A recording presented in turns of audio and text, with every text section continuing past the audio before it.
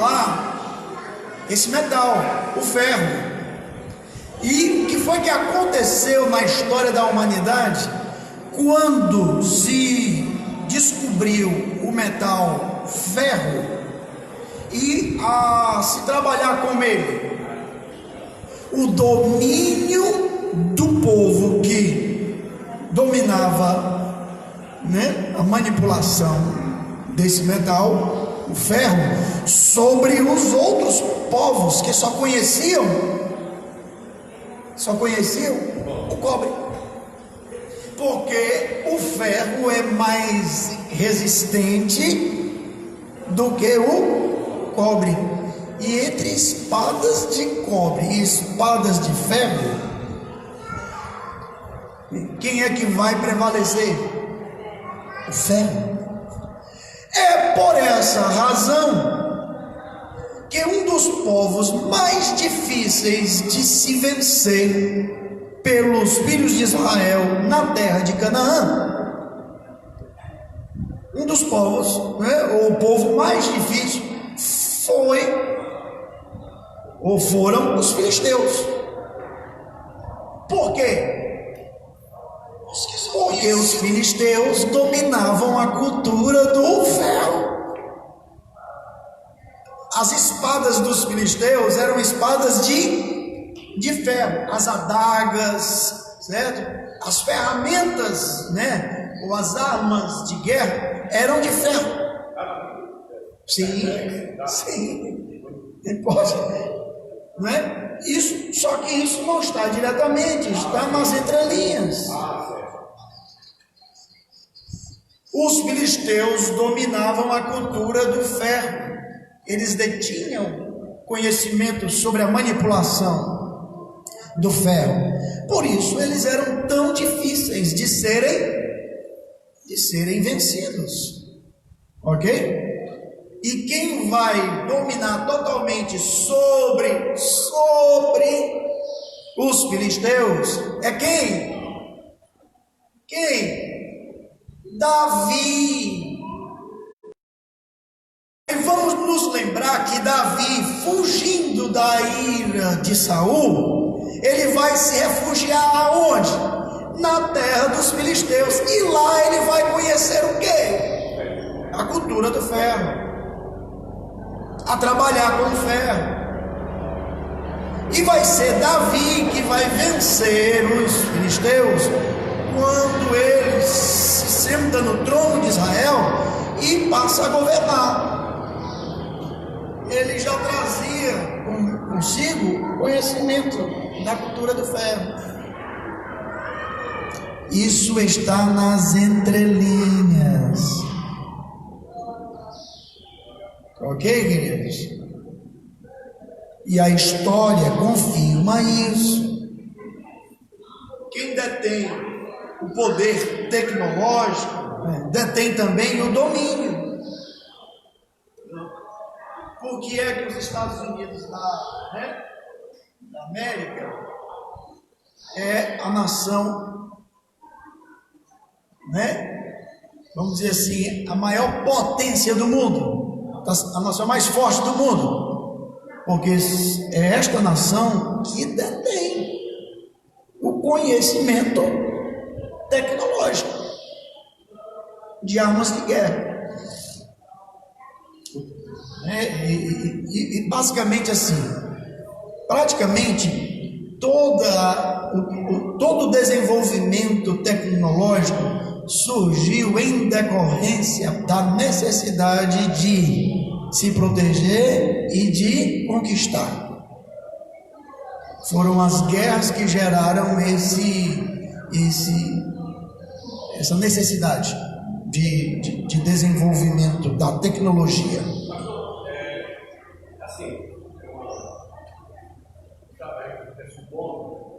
Será que o cobre também não dava substância para o povo de Israel? Até porque quando Davi vai, aquele duelo com Golias, Golias até faz gozação com a cara de Davi, porque ele vai com pau, não é nem com material mais resistente, é com pedaço de pau. Aí vem contra mim com pau,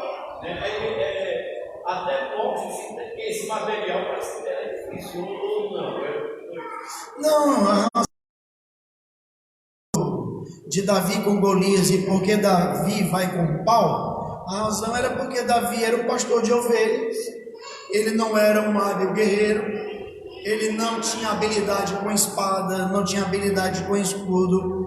As armas de Davi eram armas aparentemente simples, né? O que Davi manipulava muito bem, dominava muito bem, era o uso de uma funda, né? A funda era uma espécie de baladeira, né? Só que ela era um pouco diferente, né? Em seus detalhes ela é diferente, né? A baladeira, mas o princípio é o mesmo, tá ok? É fazer uso de uma ferramenta para com que uma pedra seja arremessada. Só que Davi fazia uso de uma funda, e esses eram os instrumentos de um pastor de ovelha, e não de um guerreiro, né? Então quando ele vai se confrontar com Golias, né? O que Golias vê em suas mãos é um cajado de pastor de ovelha. E aí ele desdenha, né? Desdenha das armas de Davi. Só que tinha uma arma de Davi que Golias não conhecia e que ele não via, né? E essa arma era poderosíssima, e era a arma que exatamente ia dar vitória a Davi, e é a arma que dá vitória a todos nós, né? Que arma era essa? Secreta, porque Golias não conhecia, né? A fé no nome do Senhor. Davi não disse: você vem a mim com espada e com lança, mas eu vou a ti em o nome do Senhor dos exércitos. Essa era a arma secreta, e essa foi a arma, né, que deu a Davi a vitória sobre Golias, porque humanamente falando, ele não tinha como vencer, não tinha como vencer. Então ele fez uso de uma ferramenta humana. Davi fez uso de uma ferramenta humana, sim ou não? Sim. Sim. Então, isso mostra que na nossa fé em Deus, nós podemos usar aquilo que nós temos à nossa mão. Como Davi fez uso da funda. Não, eu venho a ti em nome do Senhor dos Exércitos, eu não vou usar isso aqui não. Ora, mas foi a fé no nome do Senhor e aquilo outro que ele tinha em suas mãos, queridos. Todo o nosso êxito, todo o nosso sucesso, daquilo que nós temos à nossa mão, depende daquilo outro que nós temos em secreto, que é a nossa fé no nome do Senhor. Quem dá êxito e sucesso àquilo que nós temos às nossas mãos, quem dá êxito e sucesso às nossas habilidades naturais, é exatamente a nossa fé, a nossa fidelidade em Deus. O cajado de Moisés, a espada, ou em outro momento de Davi. Ok, queridos?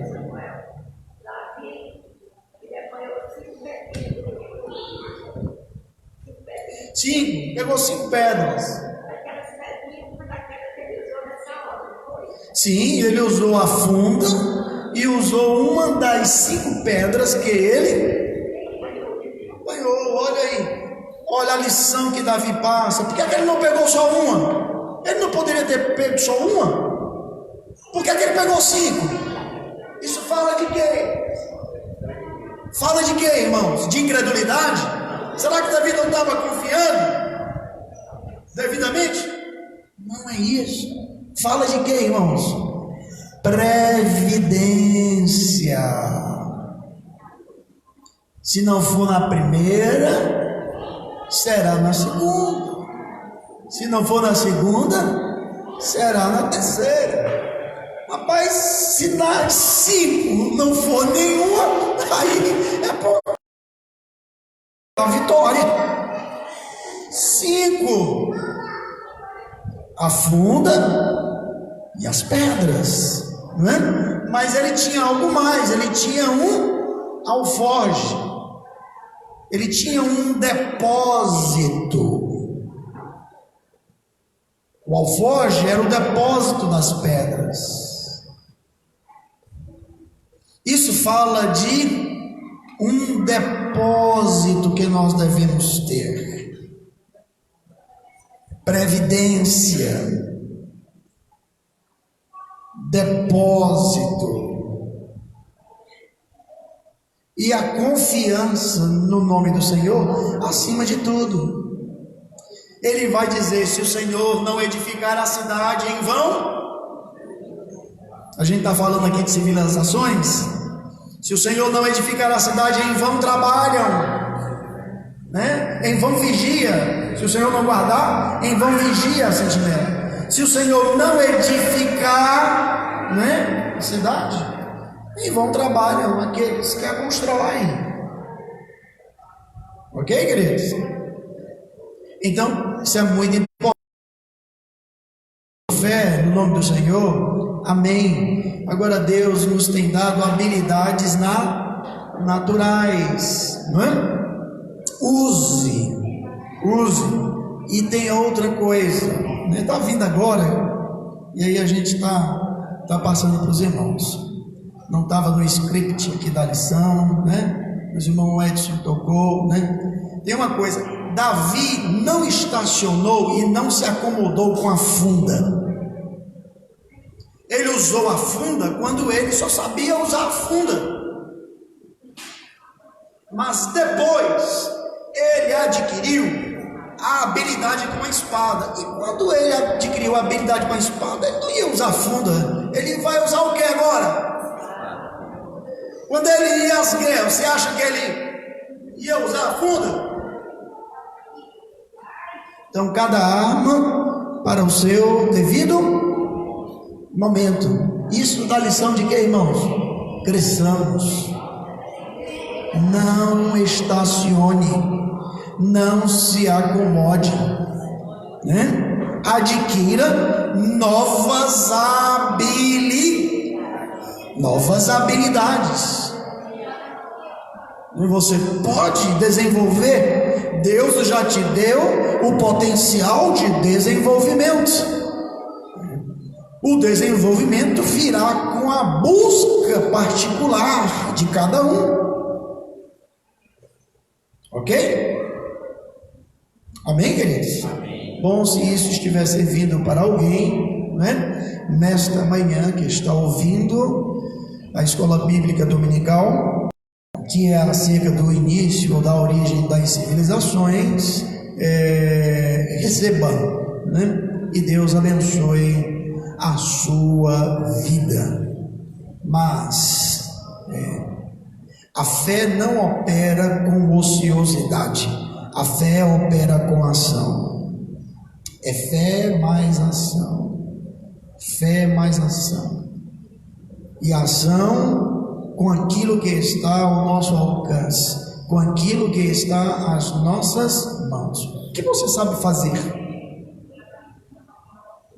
Faça com fé, faça com confiança no Senhor, mas não se acomode. Busque desenvolver outras e novas habilidades.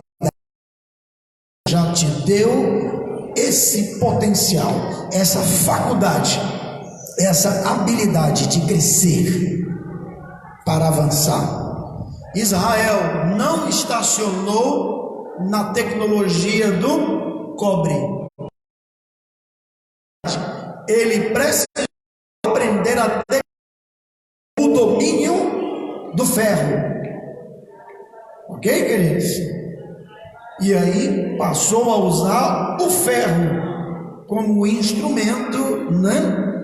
Vamos dizer assim, para material de suas armas. Ok, queridos?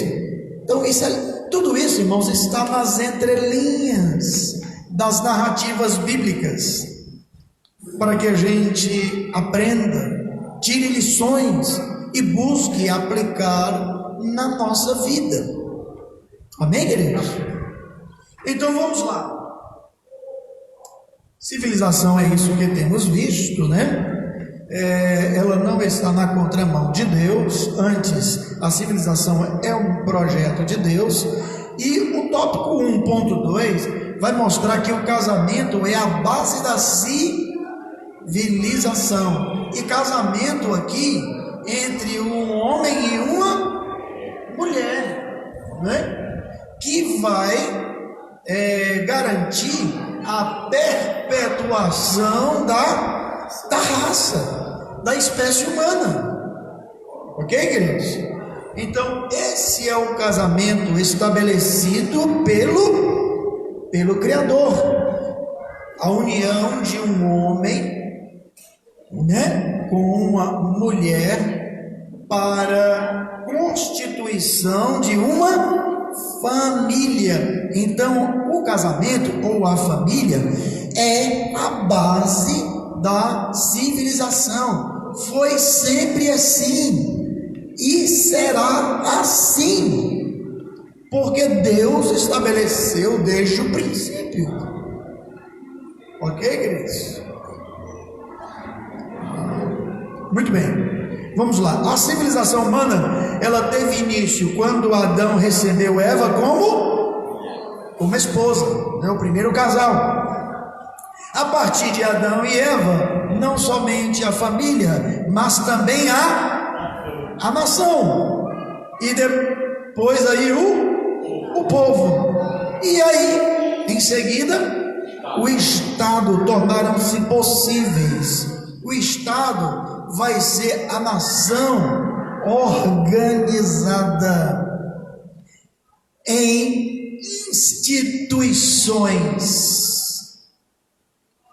que garantam, né, a ordem, o bem e o desenvolvimento ou o crescimento de toda a sociedade. Então, o Estado vai ser o responsável pela manutenção das leis. E estas leis, elas vão ser criadas com base na sociedade. Ok, queridos? Amém, queridos? Amém. Mas aqui temos, né,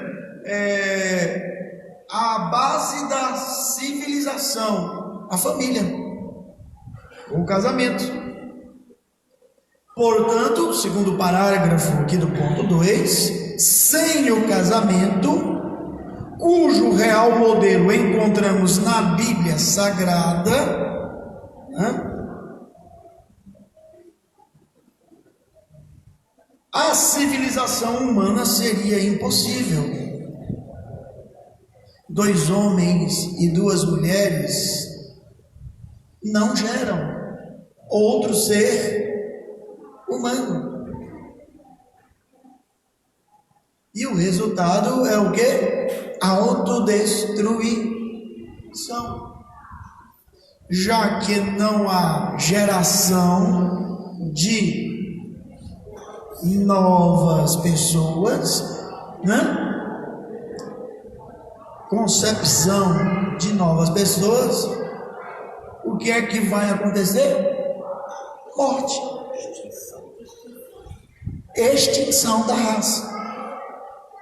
Ok, queridos? Portanto, esse é o modelo do Criador. Então, esta ideia presente hoje, né, no mundo, né, de casamento entre pessoas do mesmo sexo, está na contramão do propósito do Criador. E a motivação para tal está num coração que se rebela, que se declara contrário aos propósitos do Criador. E a consequência ou resultado prático desta rebelião é morte, destruição, extinção. Não é uma pergunta. Pastor, o pecado que sofre em Gomorra é semelhante ao de Sodoma na sua prática? Ao ponto de que o pecado de Sodoma é chamado de sodomia, né? Ganhou até novo. Mas a Gomorra se assemelhava? Se assemelhava. A questão era que Sodoma era o epicentro, certo? Foi de onde se propagou, se espalhou. E aí não ficou só em Gomorra, chegou também em outras cidades vizinhas, Edmar e Bombaim. Por aquela característica do mal, ele vai contaminando, ele vai contagiando.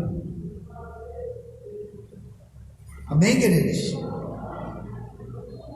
Então vamos lá. Sobre o casamento, como modelo encontrado na Bíblia, a própria Igreja de Cristo, ela é apresentada como a sociedade perfeita, né? E tem no casamento bíblico a igreja como sociedade perfeita, né? Ou sociedade dos aperfeiçoados, né? Em Cristo, ela tem no casamento bíblico sua base espiritual, sua base também moral e sua base emocional. Isso vai estar em Efésios 5, 22 a 30. O casamento vai ser ele vai ser tomado como ilustração de nossa união com Cristo, nossa união espiritual. Ok? A união da igreja com Cristo é como um casamento, ok? Por isso, base espiritual. É também base moral, porque essa união com Cristo, essa vida espiritual, vai determinar a nossa conduta, a nossa ética, o nosso estilo ou modo de viver, os nossos relacionamentos, ok? Pode ser aquilo que Paulo aplica quando ele diz que cada um tem a sua mulher, e sem mulher, aí você viveria essa sociedade sem o casamento, né? Sem o casamento, o mundo seria um prostíbulo.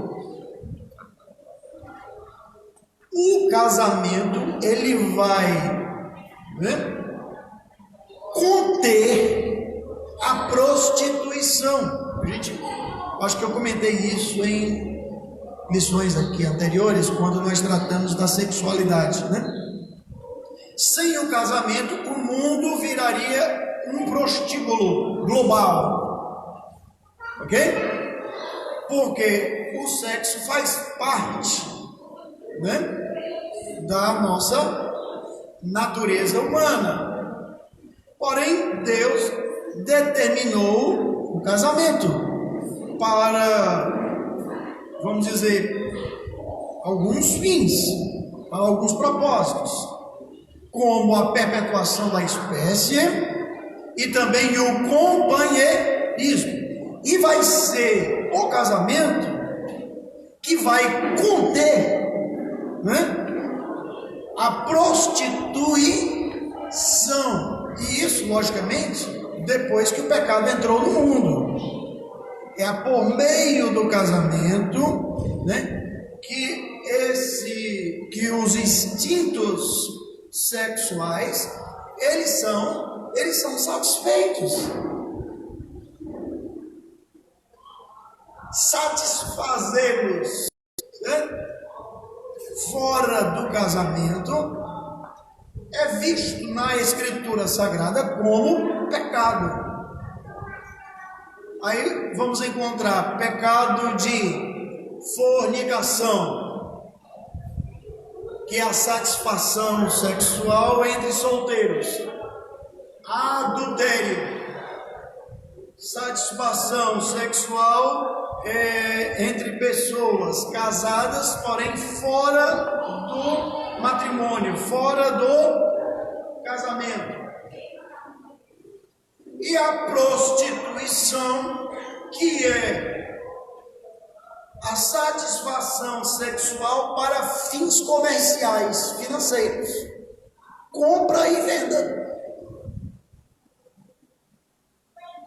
Ok, queridos?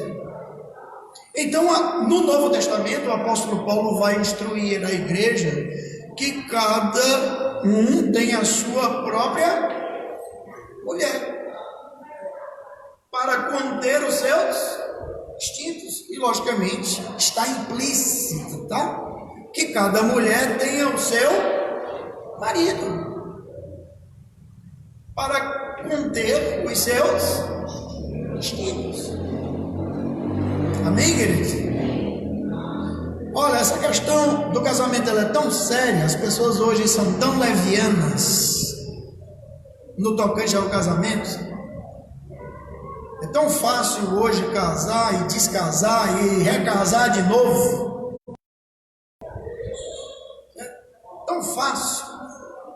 Mas isso na Bíblia é tão... Quando Jesus... Não. Está vindo aqui como um gancho. Quando Jesus falou nesse assunto, olha, a conclusão do Jesus, se é só que o homem não se casasse.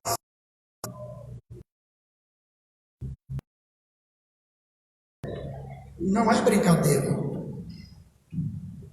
Casou? Leva até o final.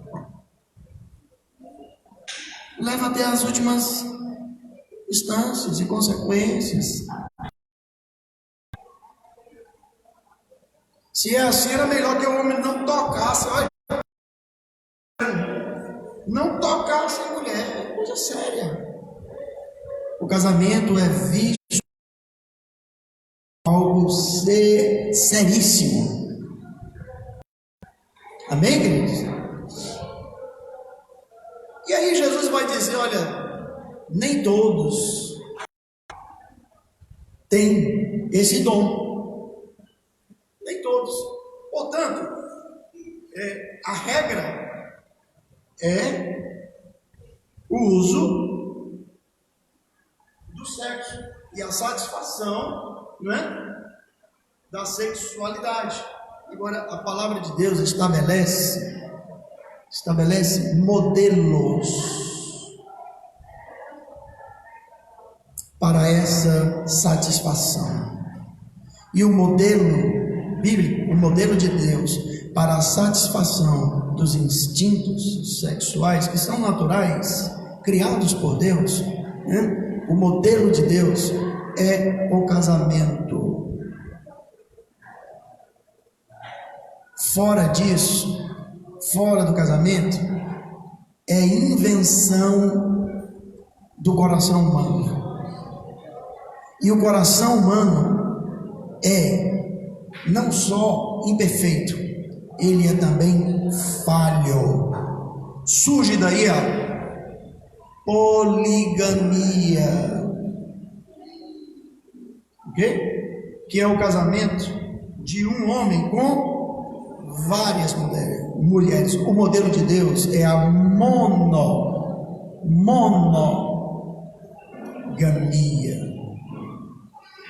Amém, queridos? Casamento, quando levado a sério, uma só mulher, um só homem é o suficiente para a satisfação dos instintos.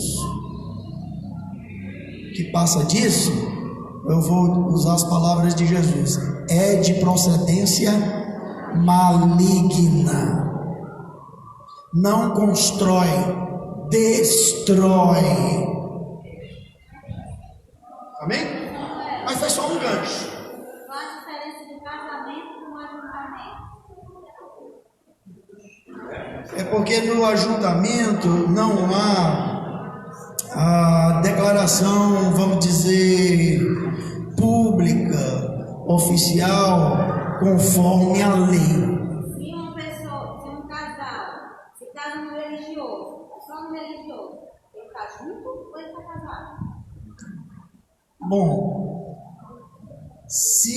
muitas pessoas, antes da legalização do casamento, as pessoas só tinham casamento religioso. Antes da legalização, muitos casais eram casados só no religioso. A gente pode dizer que eles não eram casados? Não, eles eram casados. Eles se casaram e compareceram perante uma autoridade espiritual, né? Na época, um padre, um pastor, né?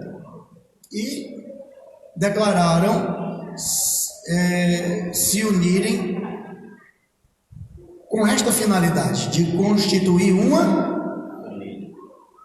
família, ok? Depois, com a legalização do casamento, né, a sociedade civil organizada pede que essa união seja, né, vamos dizer assim, registrada em cartório perante autoridades civis. O cristão, como um bom cidadão, ele deve se casar tanto civilmente quanto religiosamente, quanto perante uma autoridade espiritual. Ao comparecer perante uma autoridade espiritual, aí um pastor ou um padre, né, ele vai declarar, né, ou ele vai pedir, ele vai declarar essa união perante Deus e a igreja e vai rogar a Deus as bênçãos sobre essa união, porque ele entende que a família é um empreendimento, é um projeto que precisará de Deus a sua bênção. Então, irmã, tudo depende da motivação do coração da pessoa, ok? Qual a motivação? Se junta para quê? Só para a satisfação dos instintos? E por que não casar oficialmente? O que impede? Se nada impede, por que não casa? Então tudo vai passar pela motivação do coração. Nos dias de Adão e Eva não tinha cartório, né? E aí? Mas a sociedade depois ela vai se organizando. E isso quer dizer que a gente está inserido dentro de uma civilização, dentro de uma sociedade. Portanto, a sociedade estabelece maneiras de se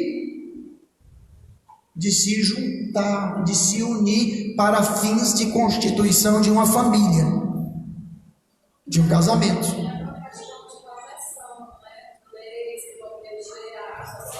Perfeito, a irmã Luana está lembrando aqui muito bem, né, que a sociedade estabelece isso para fins de proteção dessa instituição. A sociedade vai estabelecer leis, ela vai regulamentar essa união a fim de proteger esta instituição que é importantíssima. Nós estamos vendo que ela é a base da civilização.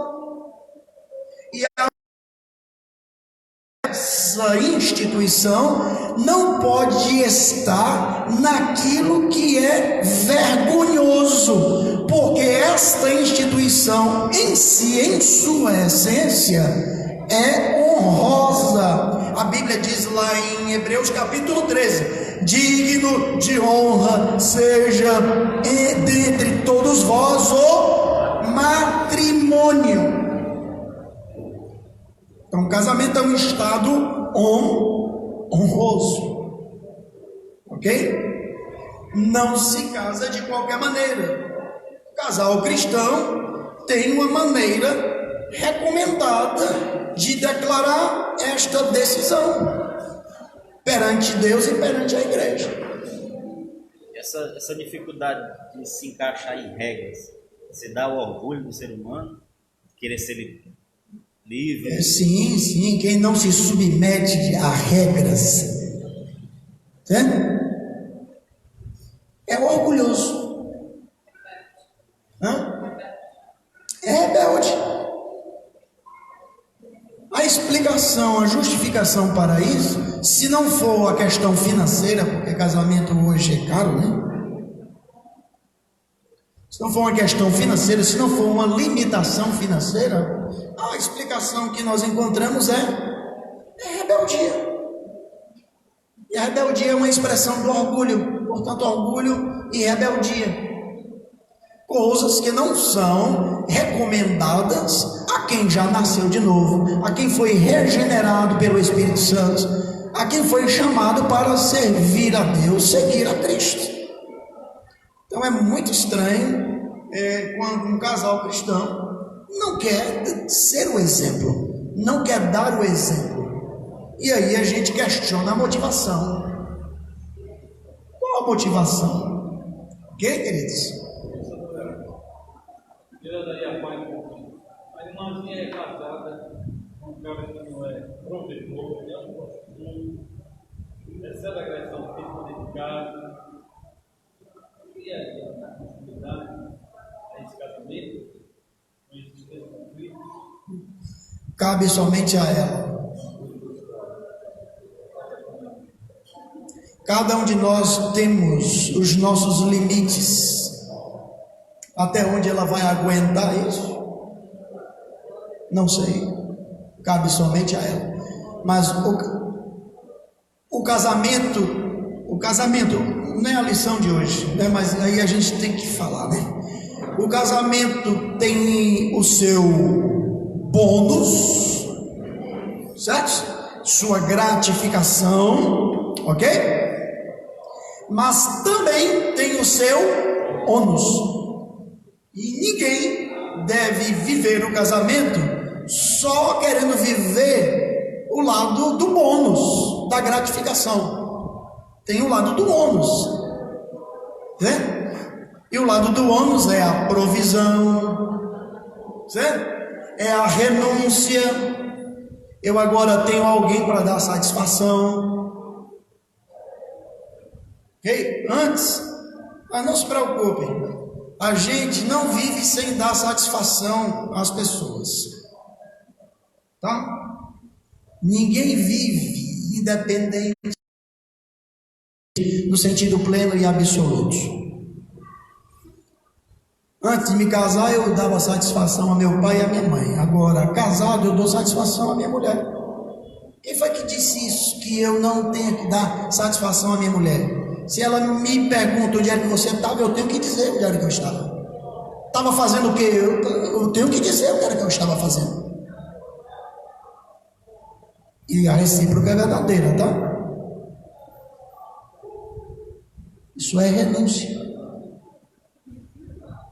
Ah, eu vou para tal lugar, mas você não vai não. Está errado.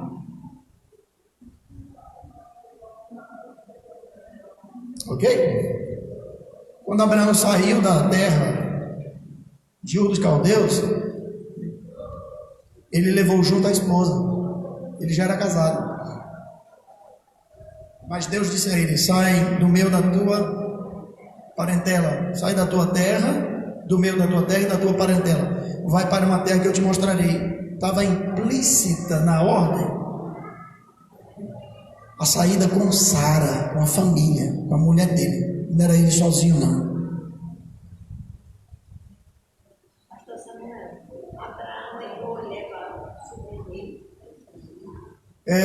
Morestina está perguntando se Abraão errou em levar o sobrinho dele. Ele não tinha obrigação moral de levar.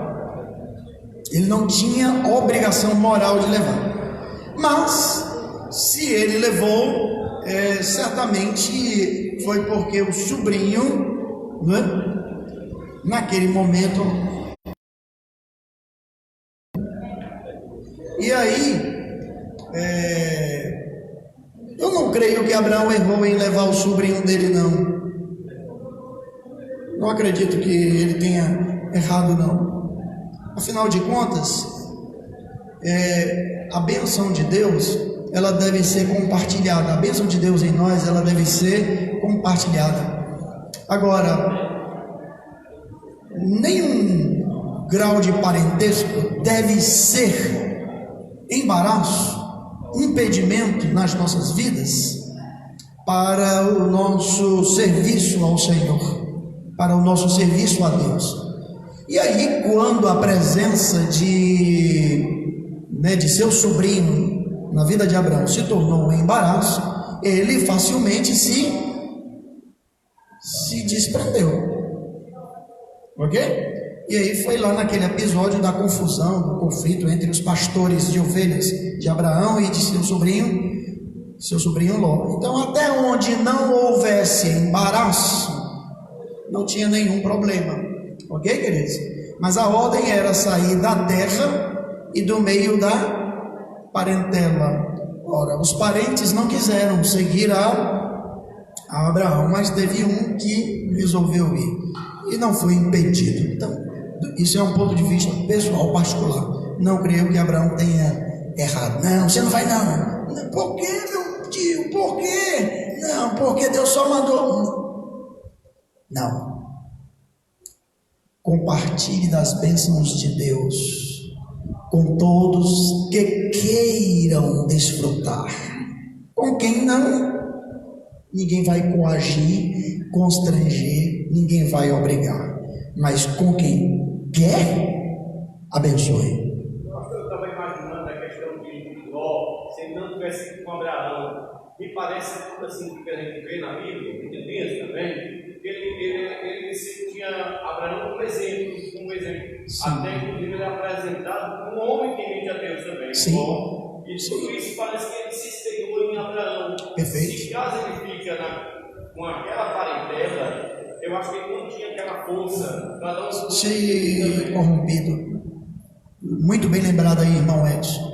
Ló era um homem justo.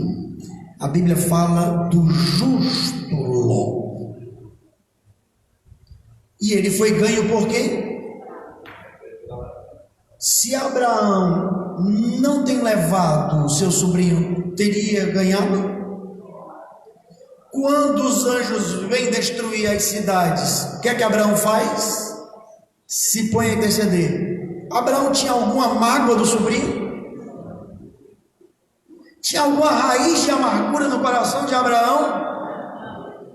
Quando Deus diz, vou destruir, quem ele se lembra primeiro? De quem? E aí ele põe-se a interceder. Senhor, tu destruirás o justo com o injusto. Lições nas entrelinhas.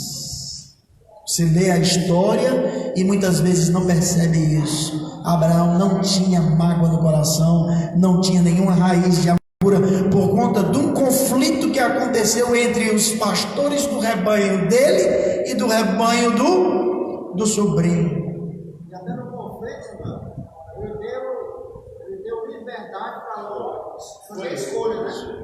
Era um homem de fé. Ele como mais velho, né? Isso. Não só uma coisa é isso, né? Isso. Poder, tendo o direito de escolher o lado, ele escolha. Muito interessante isso.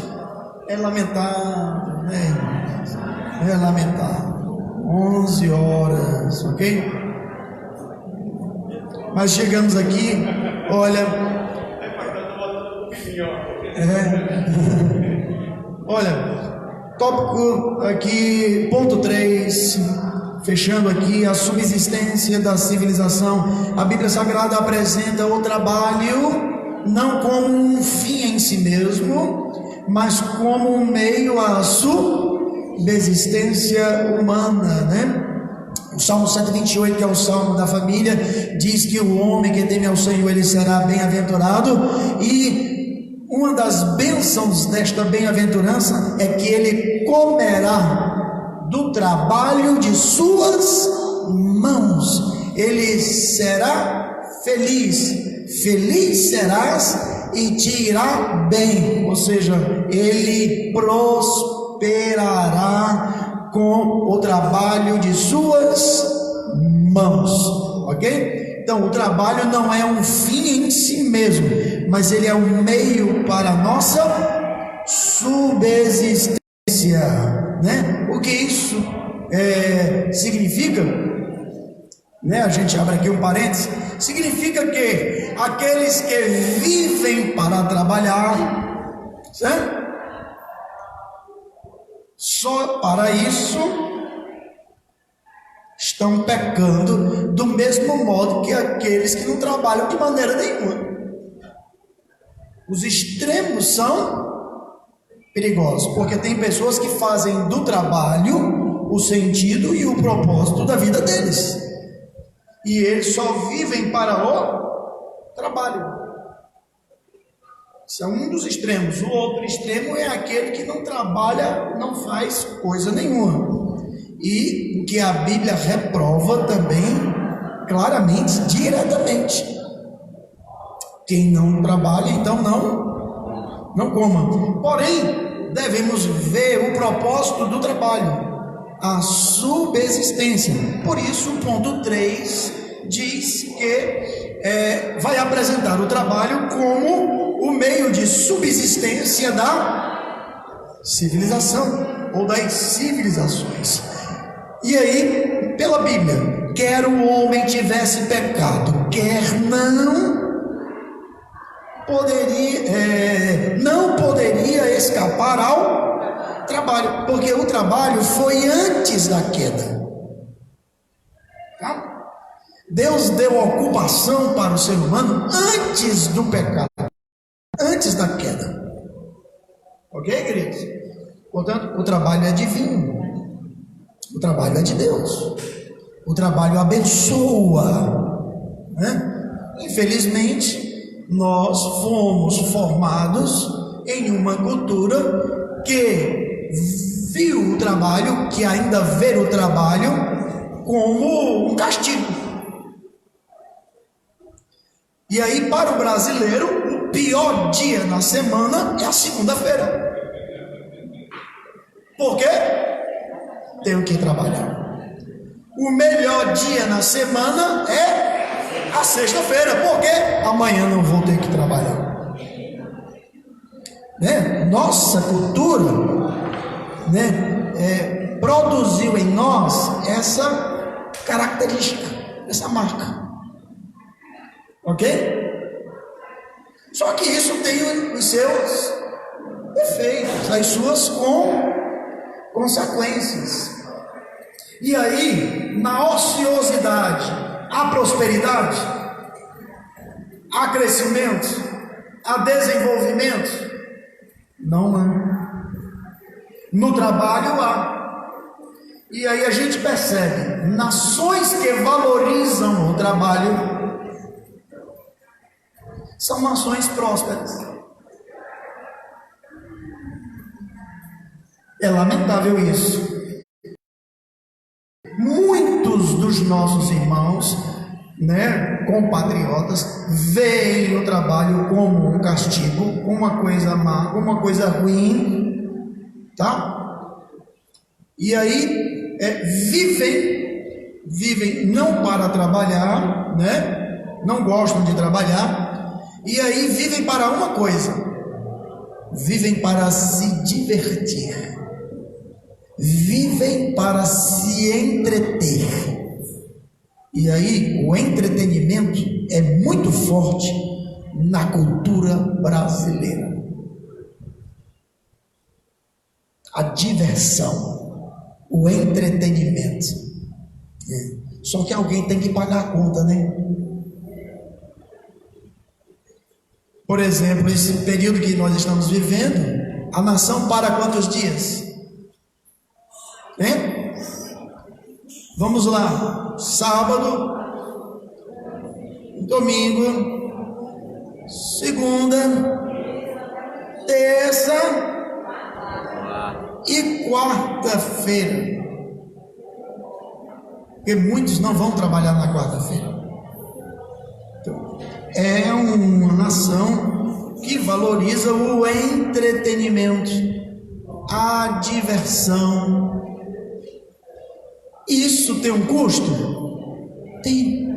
Alguém vai pagar a conta.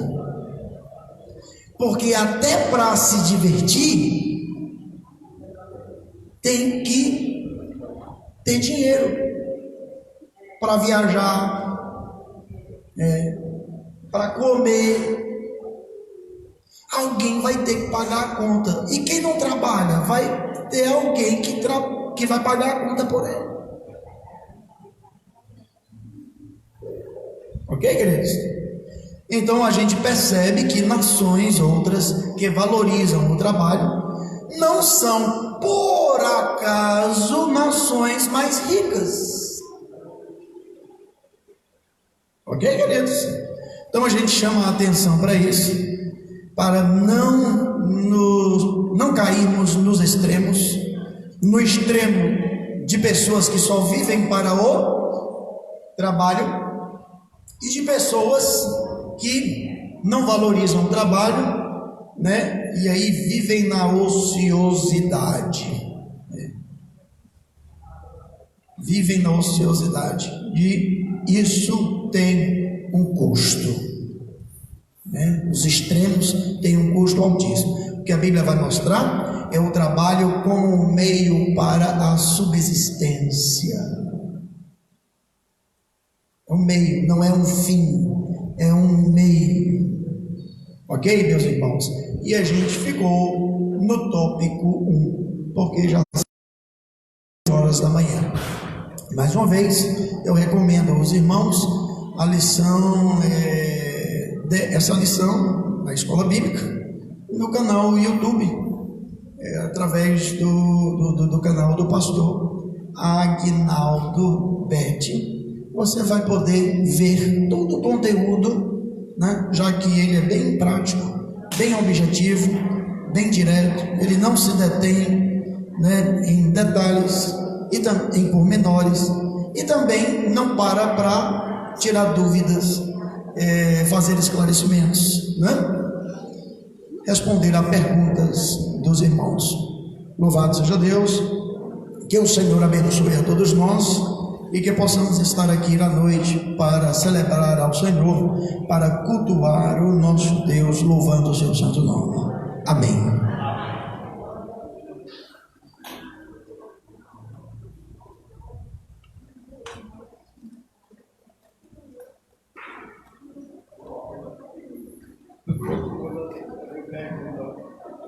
Paz do Senhor a todos, amém? Um dia surgiu na terra um homem que, através de um milagre, nasceu de uma virgem. E todos perguntaram: quem és tu? Te perguntaram certo dia com ironia atroz: quem és tu?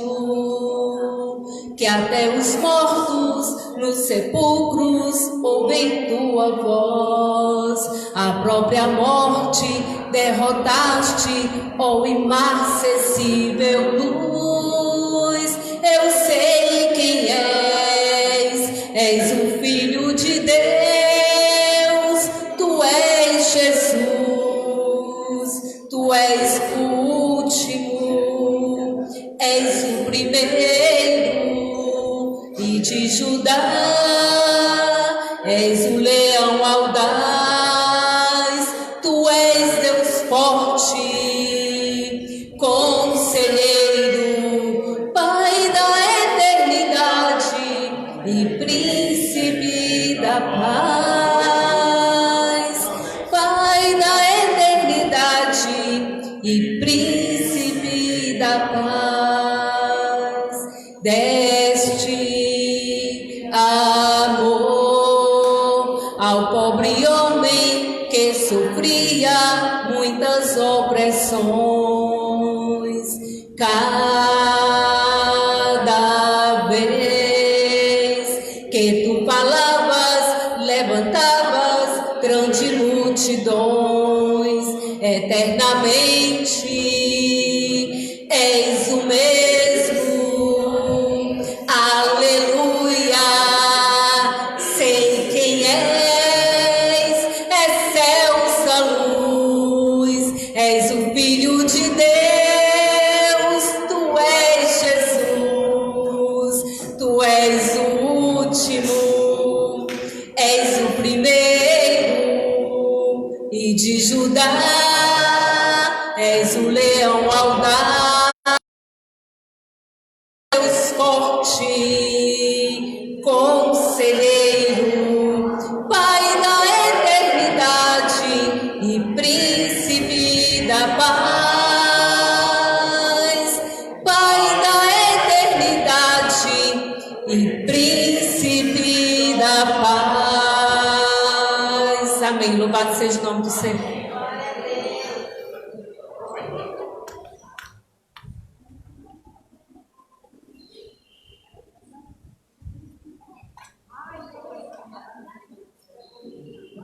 A graça e a paz, ficamos de pé em nome de Jesus.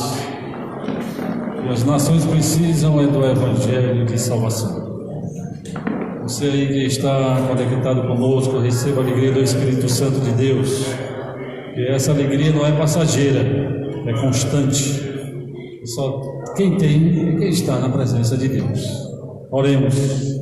Soberano Deus e eterno Pai, te damos graças, Senhor, por estarmos juntos, reunidos, Senhor, para te glorificar e bendizer o teu nome.